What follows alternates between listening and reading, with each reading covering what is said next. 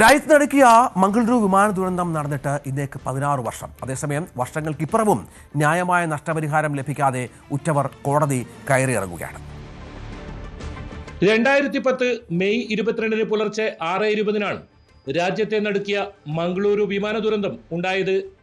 Air India Boeing വിമാനമായിരുന്നു അപകടത്തിൽപ്പെട്ടത്.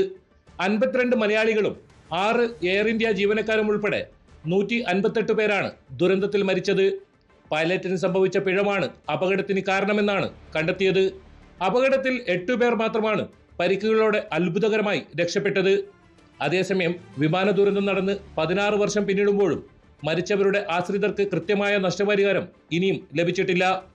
അപകടത്തിൽ മരിച്ചവരുടെ കുടുംബാംഗങ്ങൾ നടത്തുന്ന നിയമ പോരാട്ടം ഇപ്പോൾ സുപ്രീം കോടതിയിൽ എത്തി നിൽക്കുകയാണ്. മാന്യമായ തുക നഷ്ടപരിഹാരം ലഭിച്ചില്ലെന്നും international air carrier liability the Montreal convention 1999 പ്രകാരം നഷ്ടപരിഹാരം നൽകണമെന്നുമാണ് മരിച്ചവരുടെ കുടുംബാംഗങ്ങളുടെ ആവശ്യം. എൻ്റെ അനുജനുൾപ്പെടെ 158 ആളാണ് ഇതിൽ മരണപ്പെട്ടത്. 8 ആൾ അത്ഭുതകരമായ പരിക്കോടെ രക്ഷപ്പെടുകയും ചെയ്തിട്ടുണ്ട്. ഇപ്പോൾ നമ്മുടെ കേസ് ഫൈനൽ ഹിയറിങ്ങിന് ഒരു തയ്യാറെടുപ്പിലാണ് നമ്മളൊക്കെ ഉള്ളത്. ഇപ്പോൾ നമ്മളിതിൽ അവകാശപ്പെടുന്നത് എന്താണ് മൗണ്ട്രിയൽ കൺവെൻഷൻ്റെ മഹത്വം.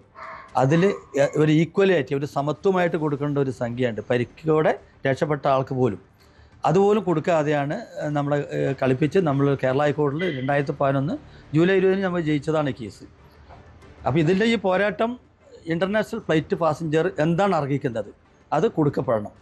അതാണ് നമ്മുടെ ഇതിൽ പ്രധാന ലക്ഷ്യം. കോഴിക്കോട് നടന്ന വിമാനാപകടത്തിൽ മരിച്ചവർക്ക് കൃത്യമായ നഷ്ടപരിഹാരം നൽകിയിട്ടുണ്ട്.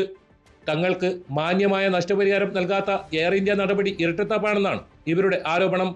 16 വർഷമായി നീതി ലഭിക്കുന്നതിനു വേണ്ടി മരണപ്പെട്ടവരുടെ ആശ്രിതർ നടത്തിവരുന്ന നിയമ പോരാട്ടം കേവലം സാങ്കേതിക കാരണം ചൂണ്ടിക്കാട്ടി പരാജയപ്പെടുത്താൻ ശ്രമിക്കുകയാണെന്ന ആരോപണമാണ് ഉയരുന്നത്.